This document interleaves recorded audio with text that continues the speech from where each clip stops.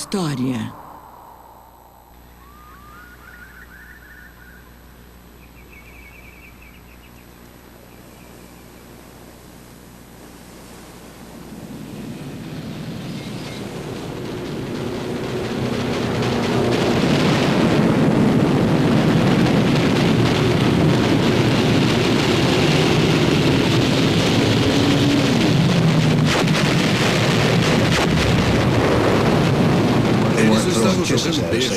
Estavam atirando aviões de bombas, eu nem mesmo conhecia a palavra kamikaze. Divine, Eu não vi nada de anything divino divine naquilo.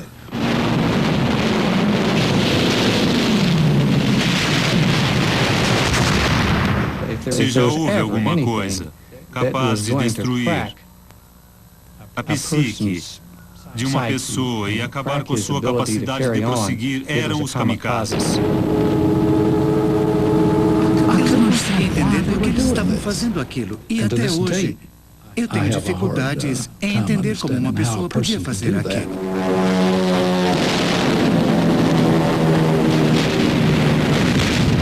Kamikaze.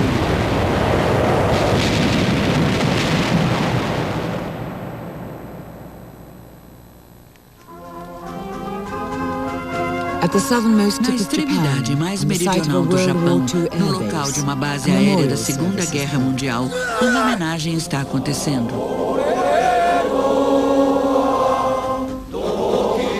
Estamos falando de um grupamento bélico singular, a unidade dos kamikazes. Mas esta não é apenas uma homenagem aos mortos. Esses homens eram eles próprios pilotos kamikazes abatidos enquanto rumavam para seus alvos, ainda esperando pela convocação quando a guerra terminou. Estes são os kamikazes que sobreviveram. A maioria dos pilotos kamikazes morreu jovem. Muitos jamais atingiram a idade de 20 anos. Os companheiros que eles deixaram para trás envelheceram lembrando-se deles. Eu e você, da mesma forma que o Sakura, iremos desabrochar na mesma época. Juntos. E um dia teremos que cair.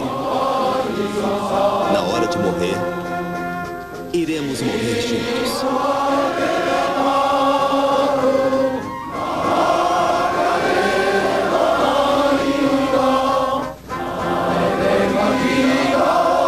Os soldados são compelidos a lutar. Estes homens entregavam-se voluntariamente à morte. Que impulso levou o Japão a escolher uma estratégia suicida?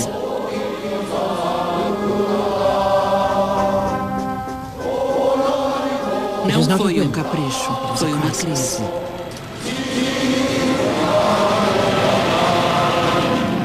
Dia 19 de junho de 1944, a batalha decisiva da Guerra do Pacífico. Em um único dia, os norte-americanos alegam ter efetuado 315 mortes.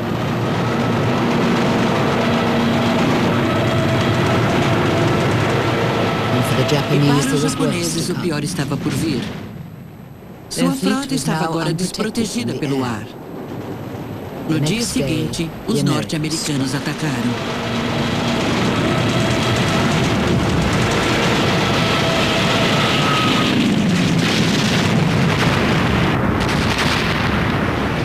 Seu alvo principal era a força de porta-aviões. Eles afundaram 2 porta-aviões e danificaram seriamente a um outro. O Japão estava enfrentando algo único em sua história, a derrota. A menos que surgisse um salvador. E 6 semanas depois, aparentemente, ele surgiu. Quando o Warrant Officer da Marinha, Shoichi Ota, apresentou seu técnico de projetos Tadano Miki no Laboratório de Pesquisas Aeronavais. Ota,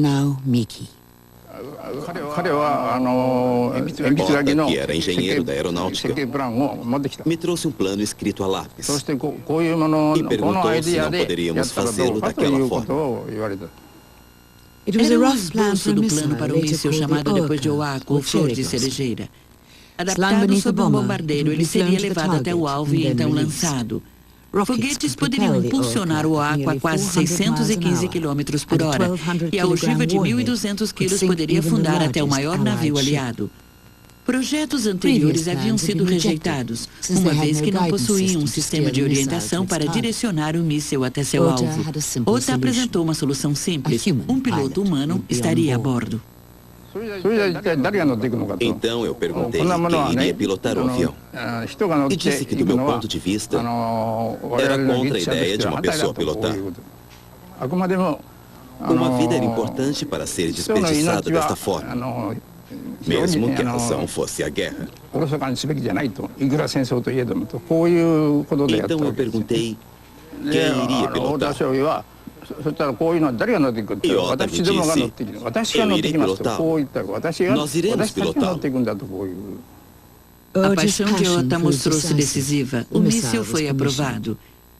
Mas Ota estaria sozinho em seu desejo de lançar-se à morte certa? A resposta a isto viria de um lugar inesperado.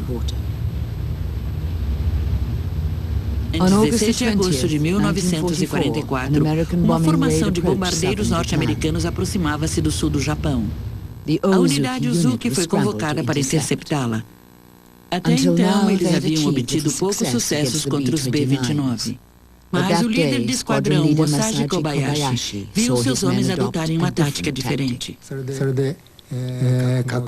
E desta maneira, todos se prepararam e voaram para a morte. Usando seus próprios corpos, praticavam um ataque suicida contra os americanos.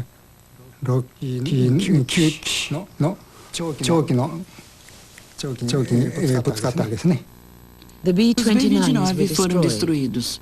Os pilotos japoneses mortos foram promovidos. A convicção espiritual, afirmavam os jornais, havia mostrado que pode sobrepujar a força material.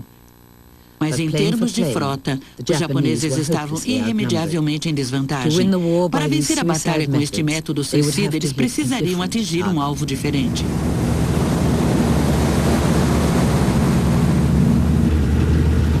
Acima de tudo, a Guerra do Pacífico era uma guerra de porta-aviões. E os aliados a estavam vencendo.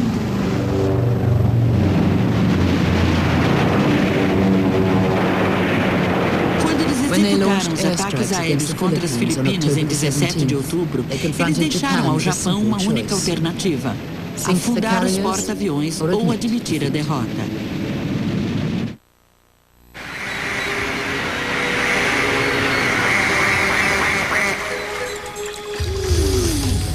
Imagens que vão além da ilusão. Na produção dos mísseis Oahu, o Japão apelou para o 200º Grupamento Aéreo de Elite, baseado nas Filipinas e famoso por seu espírito samurai. Seus pilotos deveriam escolher uma aeronave, prender uma bomba sob ela e voar até um porta-aviões aliado, como voluntários. A tarefa de arregimentar voluntários recaiu sobre o comandante do 201, atualmente seu único sobrevivente, Tadashi Nakajima. Nós pedimos para que as pessoas se oferecessem como voluntárias. Mas o problema era, e se ninguém se oferecesse? Mas 1000 soldados trouxeram os papéis assinados. E para nossa surpresa, após verificá-los, apenas 3 pessoas entregaram os papéis em branco. Pois as 3 estavam na enfermaria. Todos os outros haviam se apresentado. Os 3 homens que não se ofereceram como voluntários estavam na enfermaria. Muitos dos outros, esperando aumentar suas chances na seleção, assinaram os documentos com seu próprio sangue.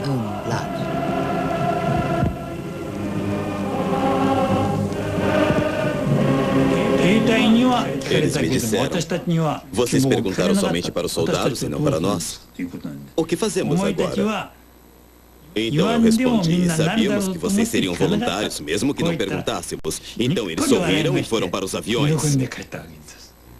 Então, na manhã do dia 25 de outubro de 1944, as primeiras esquadrilhas kamikazes partiram das bases japonesas nas Filipinas. É uma longa despedida com votos de esperança. Os aviões em fila começaram a partir. Liderados pelo primeiro avião, eles partem. É um orgulho que brilhará para sempre. Seus alvos eram as unidades de porta-aviões 1 e 3, 677 quilômetros a sudeste dali. Eu terminei o café da manhã e voltei para bem perto do laboratório fotográfico. Naquela hora, o alarme geral soou, bam, bam, e depois, as metralhadoras, e daí acabou. Em uma fração de segundos, o navio todo estava em chamas, fumaça, não se via nada, uma grande confusão. Eu vi o avião se aproximando. E ele continuou se aproximando, parecia quase em câmera lenta, porque ele estava disparando as armas e eu quase via os projéteis atingindo o deck. Meu corpo da cintura para cima estava exposto, acima do deck principal, e o avião continuava chegando sem se desviar. E eu gritei, desvia, seu desgraçado, desvia! As avarias quase afundaram o porta-aviões norte-americano Santee, mas não havia ficado claro que aquela fora uma tática deliberada até o dia seguinte, quando Robert Fentress fez o primeiro filme de um ataque kamikaze. Eu estava no deck de decolagem com uma câmera e eu o vi se aproximando. E enquanto estava lá, meu corpo todo tremia. Puxa, foi uma façanha. Sério, foi uma façanha filmar o avião chegando. Mas nós conseguimos. E quando ele atingiu o deck, eu fiquei absolutamente pasmado. Eu não conseguia acreditar que alguém fizesse uma coisa daquelas. Eu não acreditava no que tinha visto. E eu disse a um dos meus companheiros que estava parado bem perto de mim: você viu o que esse desgraçado fez? Ou coisa parecida? E ele falou: o que você acha que ele fez conosco? Foi quando fiquei sabendo que era um kamikaze. Éramos um grupo muito prepotente. Achávamos que a guerra estava vencida. E então, quando eles começaram com os ataques kamikaze, isso quase nos matou a todos de susto. De repente, nós não éramos a marinha invencível que achávamos ser.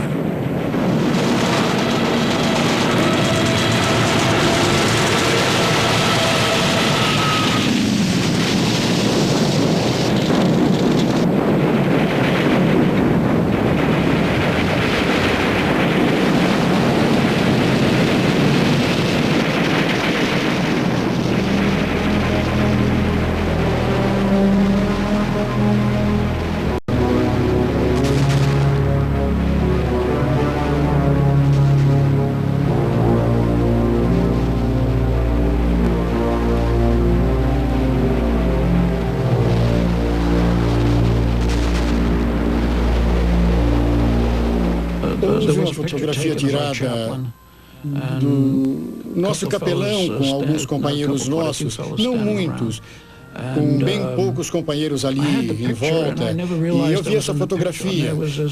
E eu nem percebi que estava nesta fotografia quando vi um jovem marinheiro parecendo muito assustado, olhando enquanto enterrávamos os rapazes.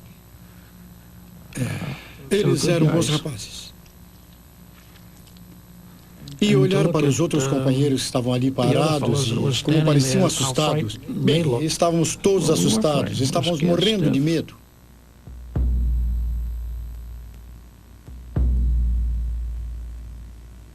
Os pilotos kamikaze tinham uma atitude muito diferente em relação à morte. Era quase como se eles não fossem realmente morrer. Se o mistério dos kamikazes pode ser revelado em algum lugar, é aqui, em Tóquio, no templo shintoísta de Asakuni. Naquela época, nos diziam que se morrêssemos, iríamos para o templo em Asakuni. E tínhamos essa ideia de que quando morrêssemos pelo país, seríamos lembrados naquele templo. Portanto, o nosso destino final era lá.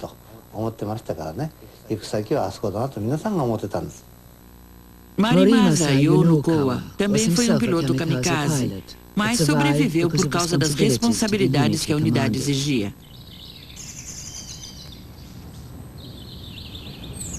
Ele ainda encontra conforto em Asakuni, na presença de seus colegas mortos.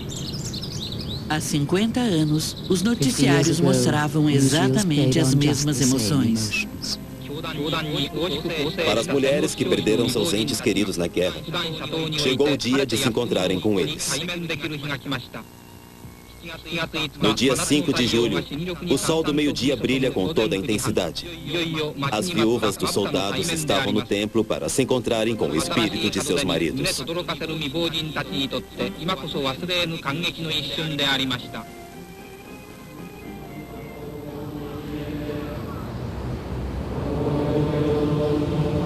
Yasukuni, que significa país em paz, está reservado para as almas daqueles que morreram na guerra. Eles são venerados aqui não por sua coragem, mas por sua obediência ao imperador a quem o templo é dedicado. E para jovens voluntários como Hashiro Oshikawa, a obediência dava significado ao auto-sacrifício.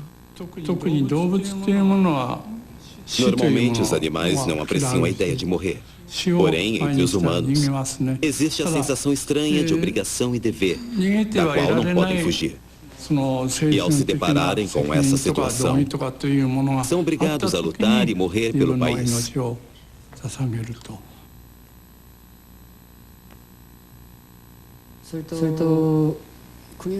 Considerava-se aquela forma de morrer a maior honra para um soldado, morrer por seu país.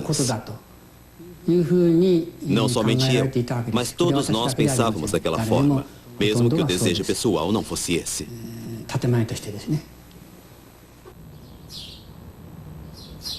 Kamikaze pilots had faith that they would return here after death, a faith shared by their superior officers, who promised to go to Yasukuni and personally relate the outcome of their mission to their soul.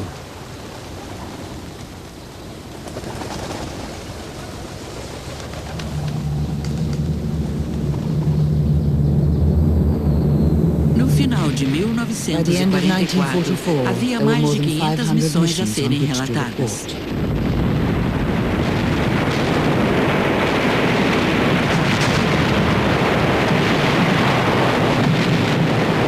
Mas o Japão ainda estava perdendo a guerra.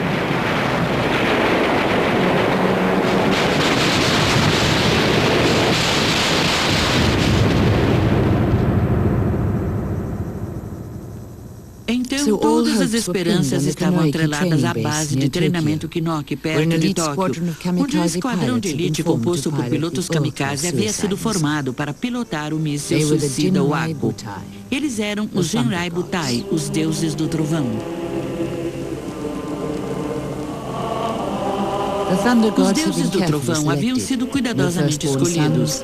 Nenhum primogênito, nenhum casado. Apenas seus comandantes tinham mais de 25 anos. Como prometido, Shuichi Ota, o idealizador do míssil suicida, estava entre eles. Os deuses do trovão pareciam personificar o espírito kamikaze, mas as aparências enganam. A previsão era de que todos nós iríamos morrer com certeza até outubro. E isso poderia acontecer até no dia seguinte. Esperar pelo dia de nossa missão. Começava a aparecer a espera do dia de nossa execução.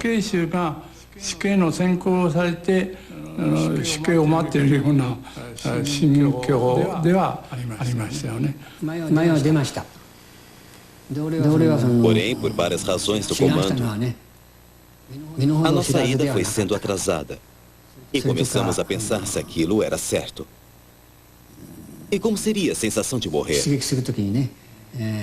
A esse pensamento, começávamos a tremer. E sentíamos vergonha quando isso acontecia. Mas, pelo menos para as câmeras, os pilotos kamikaze enfrentavam a morte assim.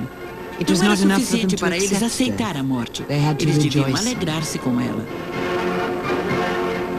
Seu símbolo era o hashimaki, que todos os pilotos usavam. Todas as crianças operárias eram estimuladas a admirar os pilotos kamikaze para que elas também abrissem mão de suas vidas quando o inimigo chegasse. E o inimigo estava se aproximando.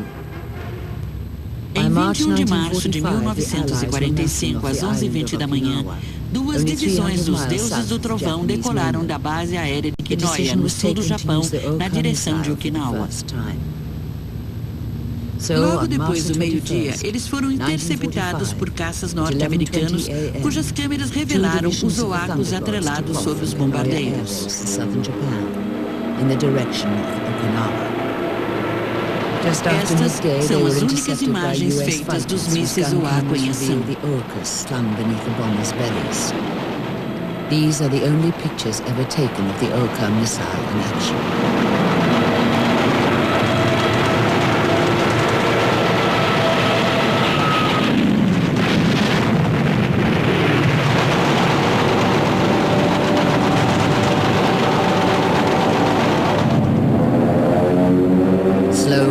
Lentos e ineficientes devido aos mísseis que carregavam, todos os 18 bombardeiros foram abatidos. Todos os homens que estavam em missão perderam a vida. Shuichi Ota não estava entre eles. Ele não havia sido considerado um piloto bom o bastante. Quando nós estávamos fazendo o treinamento, Ota veio até nós e nos disse que a vontade dele era de construir aviões melhores que aqueles que iríamos pilotar. Mas, infelizmente, os recursos disponíveis não o permitiam e nos pediu desculpas.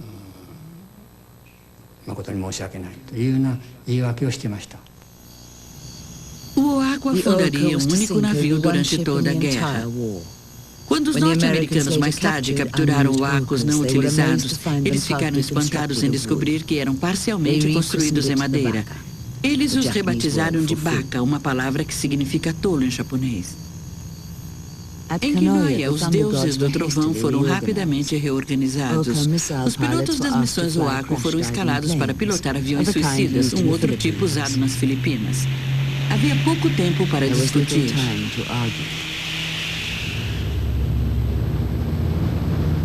No domingo de Páscoa, 1º de abril de 1945, os norte-americanos invadiram Okinawa.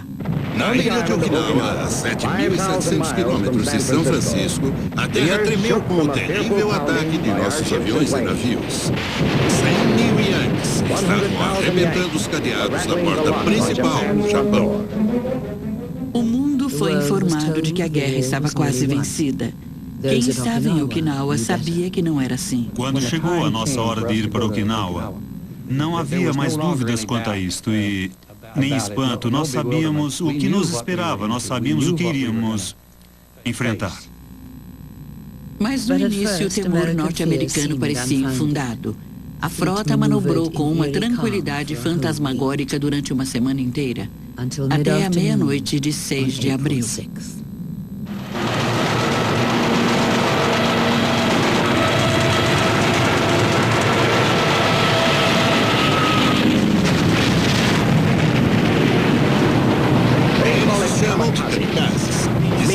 Tempestade de vento. Nós chamamos de aviões suicidas. Eles são especializados em viagens só de ida.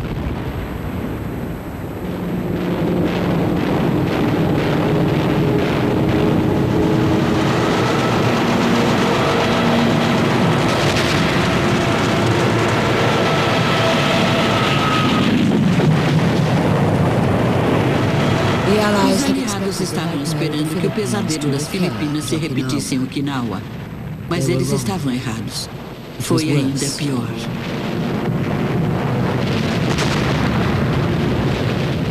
Pela primeira vez, os pilotos kamikazes atacaram em massa. Até 350 aviões de cada vez. O nome desta tática em japonês era Kikuzumi, que significa crisântemo flutuante. Os kamikazes, eles atacaram de maneira maciça. Apareceu um, depois dois, e depois eram três. E eles continuavam chegando. E, eventualmente, é claro, nós sabíamos que eles iriam nos atingir. Mas esperávamos que os nossos artilheiros abatessem muitos deles. E eles talvez escolhessem outro alvo. A maneira que encontramos para detê-los foi fazer uma barreira de fogo antiaéreo. E se houvesse qualquer abertura na barreira, eles nos atacavam. E houve vários deles que não nos acertaram por pouco em Okinawa. Eles podiam continuar durante até 24 horas de cada vez.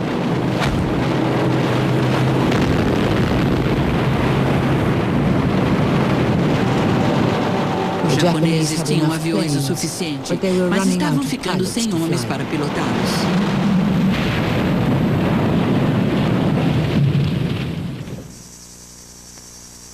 Em maio, quase todos os primeiros voluntários estavam mortos. Eram necessários novos recrutas e um novo oficial de operações para sustentar o espírito samurai. Eu era um bom piloto, mas não pude ser enviado como kamikaze, pois os melhores pilotos foram designados para ensinar e coordenar os outros pilotos. Portanto, não puderam se tornar kamikazes. Uma nova aquisição foi Ryukishi Kataoka. Nós éramos treinados para fazer o ataque em grupo. E, de fato, era o que acontecia. Mas a forma como isso se dava era extremamente mal aproveitada. Perto do final da guerra, algumas novas unidades kamikazes foram formadas por estudantes, com apenas 30 horas de treinamento. Antes de partirem, o comandante Nakajima disse que eles não deveriam morrer daquela forma tão mal aproveitada. E se algo desse errado, deveriam voltar, pois aquilo não estava correto. Até mesmo os novos recrutas seguiam o código samurai de alto sacrifício voluntário. As histórias de pilotos drogados ou amarrados a aviões são falsas. Eles ofereciam-se voluntariamente ou, em alguns casos, não se ofereciam. O comandante dizia não gostar daquilo e não querer ser kamikaze. E naquele momento, os aviões americanos ameaçaram atacar. Todos fugiram para os abrigos. O ataque foi repentino. Quando os americanos foram embora, começamos a contar os soldados e vimos que faltava uma pessoa. O comandante. O comandante Nakajima havia sido morto por um dos foguetes. E a guerra acabou no dia seguinte. Os demais soldados estavam vivos. E justo o comandante, que dizia não gostar da guerra, acabou morrendo. Algo muito estranho.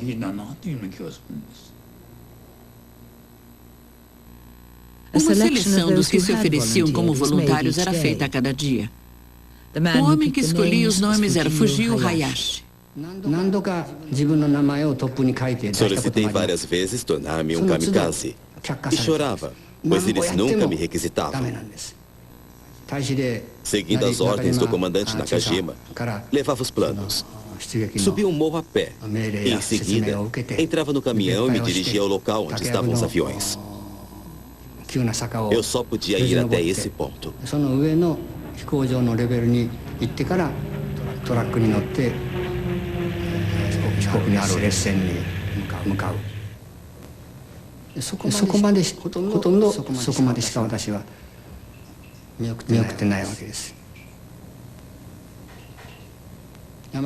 Ver aquilo era um sofrimento. E eu ia para um lugar onde não havia ninguém para chorar. Mas as lágrimas começaram a cair desde o momento em que entrei no caminhão.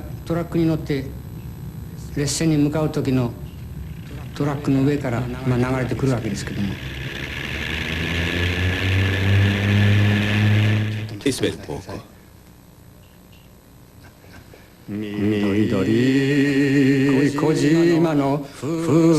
Adeus a minha verde terra natal, abanando lenços brancos. Adeus. Junto com o avião, escuta-se o som das folhagens. O céu é o lugar para onde os homens vão.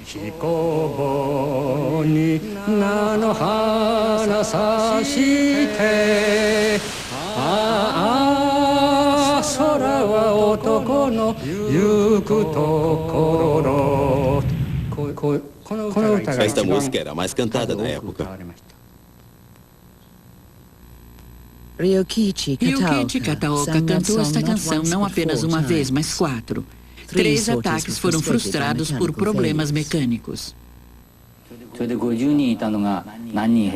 De 50 pessoas, a quantidade foi diminuindo e diminuindo. E no fim, apenas 5 pessoas sobreviveram. Mas eram os últimos ataques. E se ao menos eu sobrevivesse? O caso de não voltar não implicava em nenhuma punição.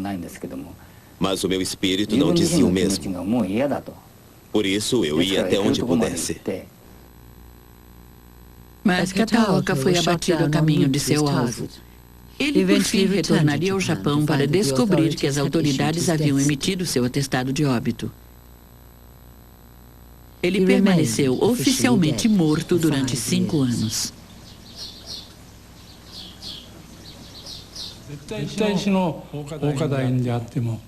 Todos morreram acreditando que não iriam morrer. Não se sabia onde o avião seria atingido. Como ninguém sabia como seria após a morte, acreditava-se que o espírito continuaria vivo. E, portanto, que não se morreria de verdade.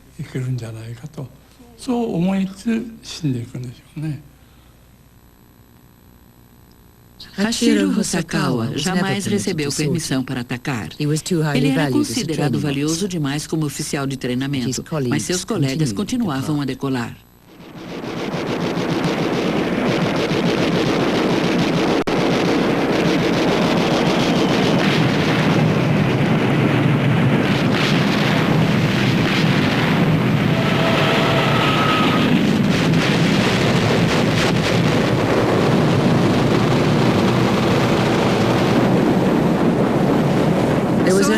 Forma de deter um kamikaze, a desintegração total.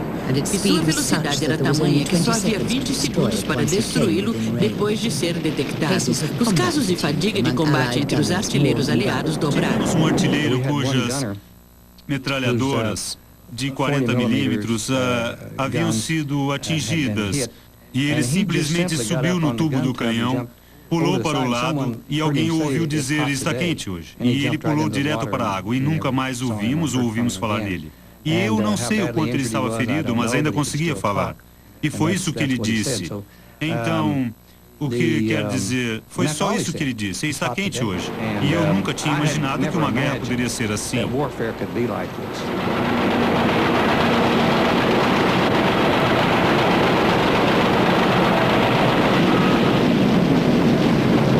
Vendo aquele avião tão grande, tão claramente, enquanto ele mergulhava, eu quis uma fotografia dele. Mas eu consegui uma foto naquele microsegundo antes da hélice atingir o deck. Eu não conseguia acreditar, era uma coisa irreal. Uma coisa que não se sabia que alguém houvesse feito.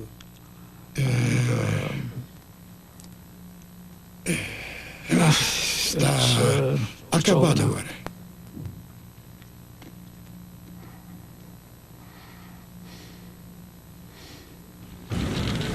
Em determinado momento em maio, sob ataques kamikaze, os comandantes aliados consideraram retirar-se de Okinawa.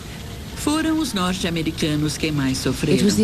Diferente dos decks de aço dos 4 porta-aviões britânicos no Pacífico, os decks de madeira dos porta-aviões norte-americanos os tornavam especialmente vulneráveis. Os aviões kamikaze penetravam até o deck do hangar abaixo, incendiando centenas de milhares de litros de gasolina.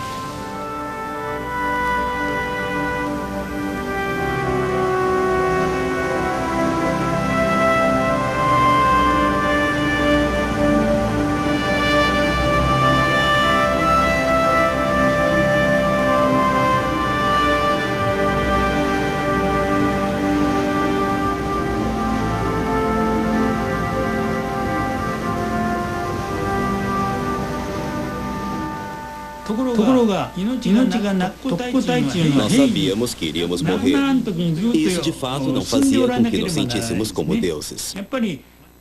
Ficávamos preocupados à noite e começávamos a chorar. Não chorávamos por medo ou coisa parecida. Isso não.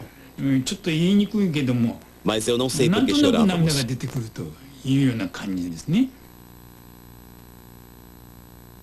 A disciplina chegou a vacilar face à morte. A insubordinação e o desleixo tornaram-se lugar comum. Os oficiais receberam ordens de endurecer as regras. A única coisa que importava era que meus companheiros estivessem juntos na hora de morrer.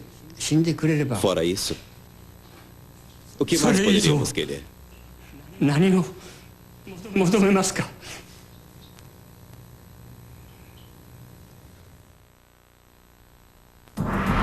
Os mágicos segurados. Em 23 de junho de 1945, Okinawa caiu. Pela primeira vez em 12 semanas, os aliados puderam avaliar os prejuízos.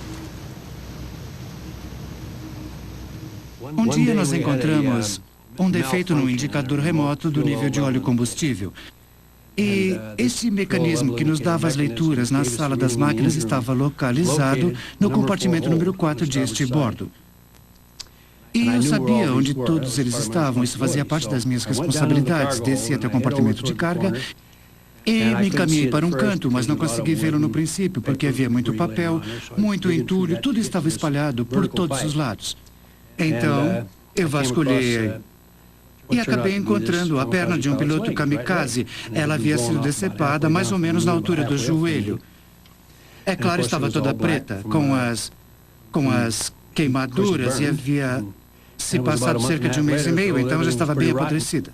E os rapazes ficaram alegres na época. Qualquer coisa que se encontrasse daqueles japoneses, eles guardavam como souvenir na sala das cordas da proa do navio. E quando alguém encontrava qualquer coisa que fosse japonesa, levava para lá e os rapazes transformavam em souvenir. Então eu levei aquilo. É claro que ainda havia carne, estava toda preta por ter sido queimada, entende? Quando eu conto isso, agora parece meio tétrico, é realmente ruim, soa muito mal. Eu era jovem, durão, entende? Endurecido pela guerra e não me importava nem um pouco em fazer aquilo, pegar a perna, subir com ela e dizer: tome, faça um souvenir com isso. Os rapazes realmente cortaram os ossos transversalmente e fizeram colares, anéis e brincos com os ossos daquele piloto. Isso soa muito mal, mas entende, eu pensei sobre isso recentemente. Pensei se os pais daquele garoto, um rapaz muito jovem, um jovem piloto, soubessem que nós pegamos a perna do filho deles e fizemos aquilo, isso seria terrível. Sabe, é claro que eles não saberiam. Os pais dele provavelmente morreram há muito tempo, mas, enfim, esse tipo de pensamento me ocorreu e eu achei que era muito ruim. Mas, ao mesmo tempo, isso não elimina o fato de que ele estava tentando nos matar e nós tentando matá-lo. Essa é a regra. Então, eu não me senti nem um pouco culpado sobre isso. É só um sentimento de tristeza pelos homens ainda fazerem coisas como essa, entende? Na hora da morte, em vez de gritar o nome do imperador, as pessoas costumavam gritar o nome da mãe. Porém, minha mãe já havia falecido. E eu havia sido criado pelo meu pai. Mas a ideia de gritar o nome do meu pai não me parecia boa. Eu gostava de uma geisha. Então pensei em gritar o nome dela na hora de morrer.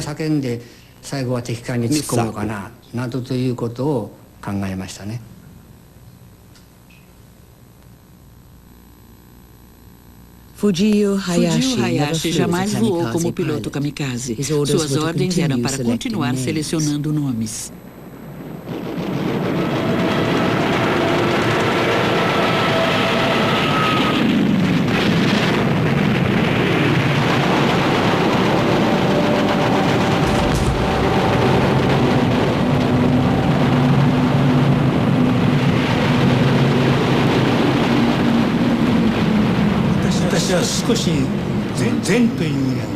Eu refletia muito e pensava que o fato de uma pessoa morrer cedo ou morrer um pouco mais tarde não fazia a mínima diferença entre os seres vivos e que se eu acreditasse nisso, não haveria problema.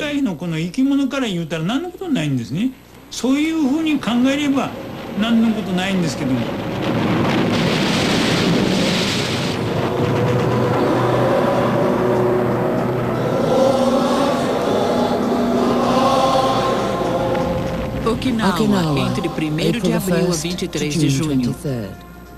Ataques kamikazes 1915. Navios aliados afundados, 36. Navios aliados danificados, 368. Aliados feridos, 4.800. Aliados mortos, 5.000.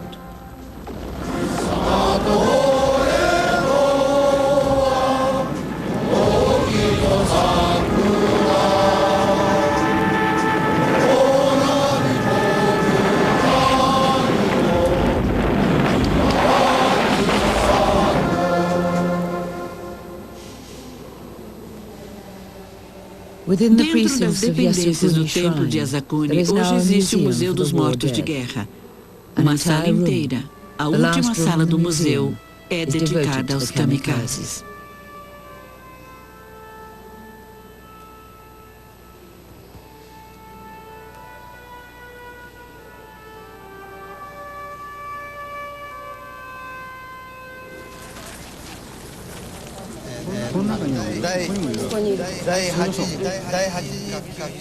Em 21 de março de 1995, uma reunião especial aconteceu em Yasukuni para marcar o 50º aniversário do primeiro e desastroso ataque com mísseis Oaku.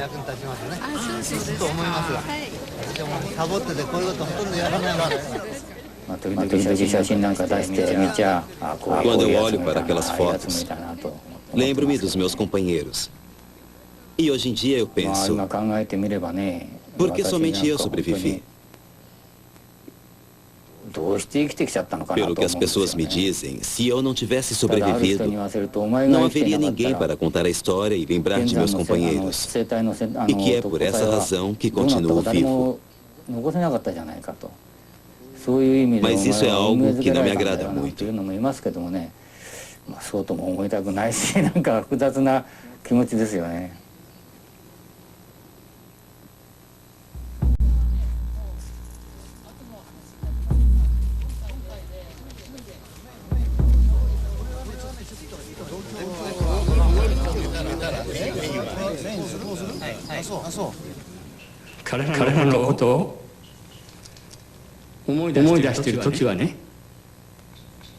Quando lembro de todos, penso da seguinte forma: eles morreram na guerra, mas ainda vivem em meu coração. Portanto, eu preciso viver mais para que meus companheiros continuem vivendo em meu coração.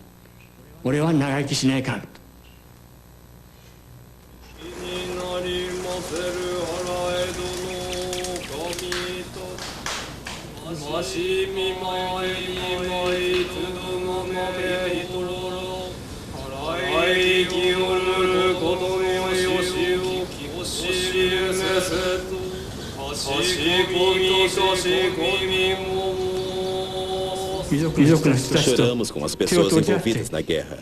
E isso é o que mais dói em mim agora.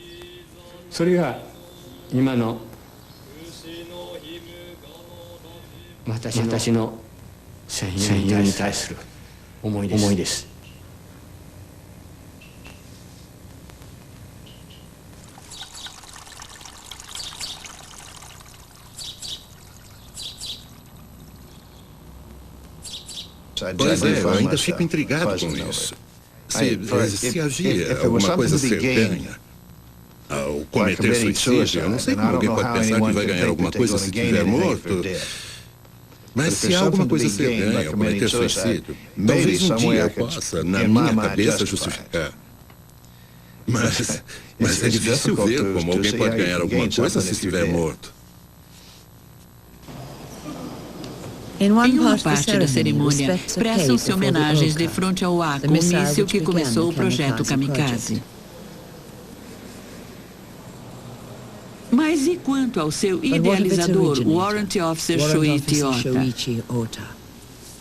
Ele jamais foi selecionado oficialmente para uma missão kamikaze. Mas 3 dias depois do fim da guerra, seus colegas dizem que o viram assumir um avião e voar para o Pacífico.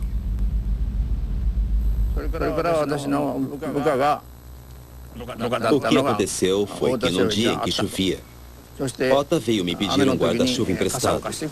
E depois disso, nunca mais o vi. Uma coisa é certa. Ele estava vivo. Mas depois disso, ninguém sabe o que foi que lhe aconteceu. Nem o exército, nem nenhuma das pessoas envolvidas com ele. Isso continua como um tipo de mistério. Durante a gravação deste filme, observando a história, descobriu o verdadeiro destino de Shoichi Ota. Ele não morreu em agosto de 45, mas começou vida nova como Michio Yokoyama. Esta foto foi tirada em 1952, o ano em que seu filho nasceu. No ano passado, quando ficou doente, a família finalmente descobriu o segredo do seu passado. Diziam que lhe restavam aproximadamente 3 meses de vida. E foi neste momento que o que ele não havia falado até então veio à tona. Chorando, ele me disse que por sua causa, jovens com menos de 20 anos haviam morrido. E para aliviar o sofrimento dele, eu só pude lhe dizer que naquela época nós estávamos em guerra e não havia outra saída. Portanto, ele não precisava ficar se culpando.